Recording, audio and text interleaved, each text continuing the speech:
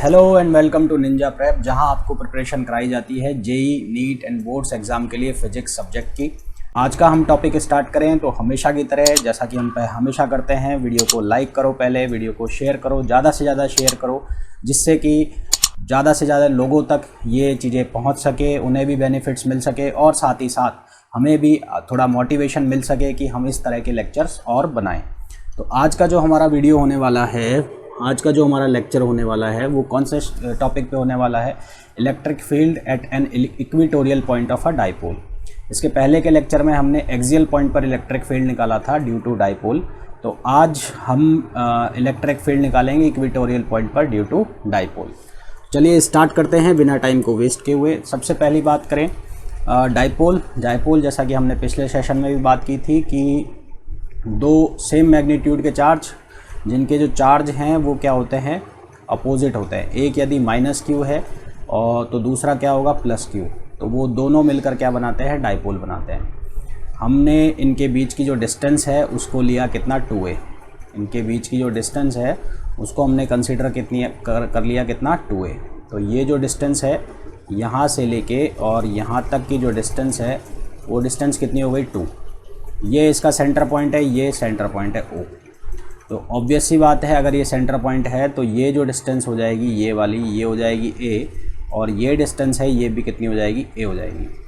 Equatorial point का मतलब क्या होता है कि डाइपोल को जो लाइन मिला रही है, डाइपोल को जो लाइन मिला रही है उस लाइन के परपेंडिकुलर कोई लाइन हो और कहाँ से पास हो रही हो, दोनों जो चार्जेस हैं उनको मिलाने वाली लाइन के सेंटर से जो लाइन पास हो रही है और परपेंडिकुलर हो, तो उस लाइन को हम कहते हैं इक्वेटोरियल लाइन। और उस लाइन के ऊपर कोई भी अगर पॉइंट होता है तो उसको हम क्या कहते हैं, इक्वेटोरियल पॉइंट। यानी कि ये जो लाइन है, इस तरह से मैं एक लाइन बना दूं तो ये जो लाइन हो गई, ये जो लाइन हो गई, ये क्या हो गई, इस लाइन के तो क्या हो गई, परपेंडिकुलर हो गई और इसके मिडिल पॉइंट से पास हो रही है। तो ये जो लाइन कहलाएगी इक्वेटोरियल लाइन कहलाएगी। और इस लाइन के ऊपर कोई भी पॉइंट होगा, मान लो ये पॉइंट है, तो ये पॉइंट कौन सा कहलाएगा, इक्वेटोरियल पॉइंट। तो हमने ये पॉइंट ले लिया P। मान लिया कि इस P पॉइंट की जो डिस्टेंस है वो है R। तो let distance of equatorial point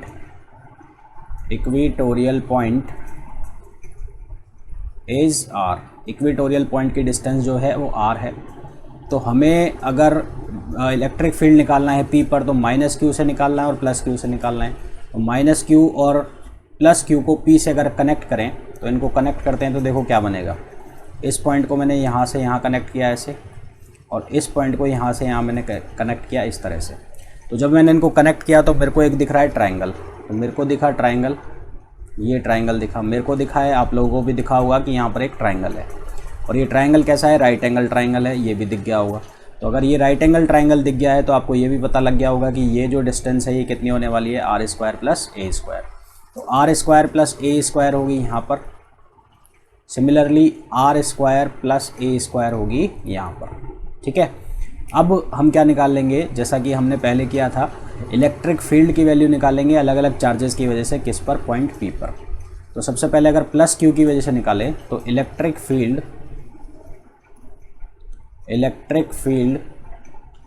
eight P due two plus Q, इसको नाम देता हूँ मैं E1। तो E1 की वैल्यू कितनी हो जाएगी, KQ/R + A।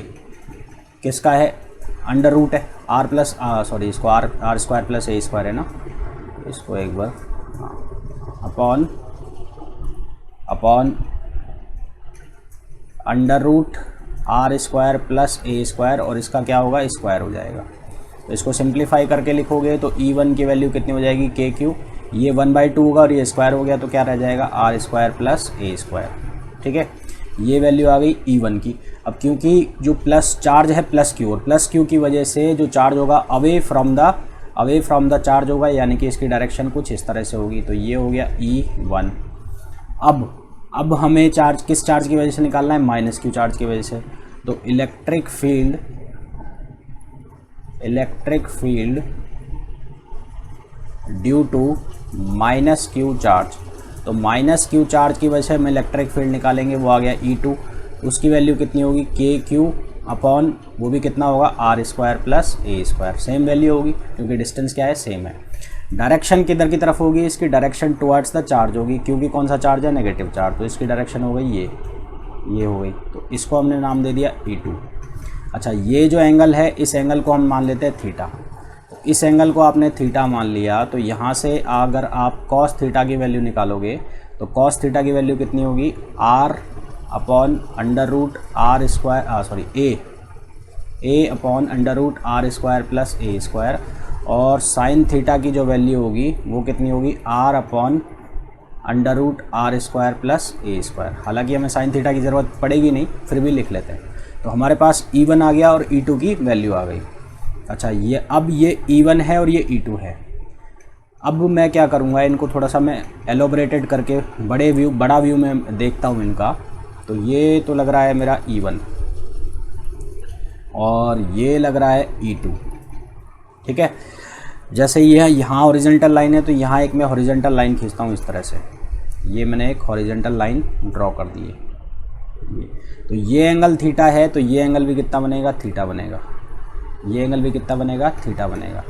ये एंगल थीटा बनेगा, तो ये E1 जो है इसके दो कंपोनेंट होंगे। दो कंपोनेंट कौन कौन से होंगे, एक तो ये होगा, तो ये कंपोनेंट कितना आएगा, E1 कॉस थीटा, ठीक है। और ये जो कंपोनेंट है ये कितना जाएगा, ये जाएगा E1 साइन थीटा, ये कितना जाएगा, E1 साइन थीटा, ठीक है। अब दूसरा ये जो E2 है, E2 का जो कंपोनेंट होगा, E2 का कंपोनेंट निकालने के लिए क्या करेंगे, E2 यहाँ से कितना एंगल बनाएगा, E2 भी थीटा एंगल बनाएगा। E2 थीटा एंगल कैसे बनाएगा, पहले ये देख लो। यहाँ ये थीटा है, यहाँ ये एंगल होगा 90 डिग्री, तो ये एंगल कितना होगा, 90 माइनस थीटा। ये एंगल होगा 90 माइनस थीटा, ये एंगल 90 माइनस थीटा है, तो ये एंगल भी थीटा होगा। यहाँ से ये एंगल थीटा होगा, तो ये देखो ये यहाँ से ये एंगल बना रहा है थीटा, ये एंगल बना रहा है थीटा, तो ये क्या बन गया जेड, तो ये एंगल भी क्या होगा, थीटा होगा। तो ये एंगल भी अगर थीटा होगा तो यहाँ से कितना बनेगा, E2 कॉस थीटा, और ये कितना हो जाएगा, E2 साइन थीटा। अब क्योंकि E1 और E2 दोनों का मैग्नीट्यूड सेम है, सिंस E1 का मैग्नीट्यूड बराबर है किसके, E2 के मैग्नीट्यूड के, तो E1 और E2 का मैग्नीट्यूड बराबर है, तो ये जो E1 साइन थीटा है और E2 साइन थीटा है, दोनों क्या हो जाएंगे, बराबर हो जाएंगे। दोनों की डायरेक्शन एक दूसरे के अपोजिट होगी, तो दोनों एक दूसरे को क्या कर देंगे, कैंसिल कर देंगे। दोनों एक दूसरे को क्या कर देंगे, कैंसिल कर देंगे। तो ये कैंसिल हो गया इससे, तो हमें जो इलेक्ट्रिक फील्ड मिल गया नेट, वो हॉरिजॉन्टल डायरेक्शन में मिल गया। हॉरिजॉन्टल डायरेक्शन में जो नेट इलेक्ट्रिक फील्ड मिला हमें, ई नेट, उसकी वैल्यू कितनी हो गई, E1 cos theta plus E2 cos theta, और यहाँ पे लिखा है दोनों का मैग्नीट्यूड सेम है, तो हम इसको क्या लिख देंगे, 2E1 कॉस थीटा या 2E2 कॉस थीटा। तो 1 कॉस थीटा लिख दिया मैंने, 2E1 कॉस थीटा, ये वैल्यू आ गई। अब E1 या E2 की वैल्यू हमने लिखी हुई है, कितनी है, KQ/R square plus A square. तो हमारे पास जो E नेट है वो कितना लिखा जाएगा, वो लिखा जाएगा 2KQ/R square plus A square into cos theta. अब यहाँ से हमने कॉस थीटा की वैल्यू फाइंड आउट की हुई है, वो कितनी है, A/√R square plus A square. तो ये वैल्यू यहाँ पर सब्सटीट्यूट करेंगे कॉस थीटा की, तो कॉस थीटा की वैल्यू अगर रखोगे आप तो E net equals to 2KQ/R square plus A square, और कॉस थीटा की value A/√R square plus A square. हमें पता है कि जो डाइपोल है वो किसके बराबर है, 2QA।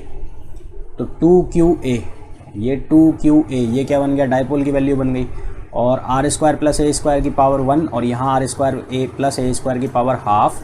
तो ये जो है हमारे पास एक्सप्रेशन बन जाएगा KP/R square plus A square power 3/2। ये तो आ गई स्टैंडर्ड वैल्यू किसकी, ई नेट की, जब ये कौन से पॉइंट पर है, इक्वेटोरियल पॉइंट पर है। डायरेक्शन देखो, डायरेक्शन की अगर हम बात करें तो यहाँ पर डायरेक्शन हमें मिल रही है, जो डाइपोल की डायरेक्शन है, डाइपोल की डायरेक्शन किधर से किधर की तरफ होती है, -P से और +Q की तरफ, -Q से +Q की तरफ। और इलेक्ट्रिक फील्ड जो हमें मिल रहा है, जो डाइपोल की डायरेक्शन है उसके अपोजिट डायरेक्शन में मिल रहा है। तो डायरेक्शन ऑफ या इसकी इलेक्ट्रिक फील्ड की क्या होगी, direction is opposite to the direction of dipole, direction of dipole, dipole के डायरेक्शन के ऑपोजिट डायरेक्शन में डायरेक्शन होगी। जिस तरह से वहाँ पर स्पेशल केस बनाया था एक्सियल पॉइंट के लिए, इसी तरह से यहाँ पर भी क्या बनेगा, स्पेशल केस बनेगा एक्सियल पॉइंट के लिए। तो स्पेशल केस की हम बात करें, स्पेशल केस तो r को बड़ा कर दें किससे, a से, r ग्रेटर देन a, तो क्या होगा, a को हम क्या मान लेंगे 0, a को 0 मान लेंगे तो E नेट जो है वो कितना बचेगा, वो बचेगा KP अपॉन, अब ये r स्क्वायर है और ये 3/2 है तो 2 से 2 कैंसिल होगा तो क्या बच जाएगा r क्यूब। तो ये दोनों क्या बन गए, ऑब्जेक्टिव क्वेश्चन बन गए और ये भी क्या बन गया, ऑब्जेक्टिव क्वेश्चन। अब अगर इसको एक्सियल से कंपेयर करो तो एक्सियल की जो वैल्यू आती है ई एक्सियल, डाइपोल के कारण, डाइपोल की वजह से जो ई एक्सियल है उसकी वैल्यू आती है 2kp upon R cube, standard case की बात हो रही है। और यहाँ पर जो इक्विटोरियल के केस में आ रही है kp अपॉन आर क्यूब, तो इसका मतलब हम कह सकते हैं कि जो एक्सियल इलेक्ट्रिक फील्ड है due to dipole, axial point पर इलेक्ट्रिक फील्ड है ड्यू टू डाइपोल, वो 2 टाइम्स होता है किसका, electric field at equatorial point का। तो हम यहाँ से क्या लिख सकते हैं कि ई एक्सियल वो 2 टाइम्स होता है किसका, 2e इक्विटोरियल। तो ऑब्जेक्टिव क्वेश्चन ये जो सीधे सीधे थ्योरेटिकल वाले ऑब्जेक्टिव क्वेश्चन आते हैं, जो 1 लाइनर क्वेश्चन बनते हैं कि which one of the following is right, relation between axial electric field और equatorial electric field due to dipole, तो ये वहाँ पर ये सीधा सीधा इस तरह का क्वेश्चन बनता है। तो एक क्वेश्चन ये हो गया, एक क्वेश्चन ये हो गया, ये हो गया। न्यूमेरिकल इनके ऊपर बनाए जा सकते हैं जिस तरह से एक्सियल पॉइंट वाले में भी न्यूमेरिकल बन सकते थे हैं। तो ये तो बात हुई किसके बारे में, इक्विटोरियल पॉइंट के ऊपर इलेक्ट्रिक फील्ड के बारे में। तो होपफुली इसको समझने में आप लोगों को कोई परेशानी, कोई दिक्कत नहीं हुई होगी और मेरे समझ में ये आप लोगों को समझ में भी आया होगा।